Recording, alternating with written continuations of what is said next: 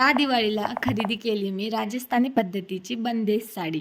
तसं तर मला राजस्थानमध्ये राहून आता 9 वर्ष झालेले आहे. पण माझ्याकडे एकही राजस्थानी पद्धतीची साडी नाही आहे. तर म्हटले ह्या दिवाळीला आपण एक बंदेज साडी घेऊ. तर मी काही स्क्रीनशॉट काढून आणले होते ऑनलाईन साड्यांचे.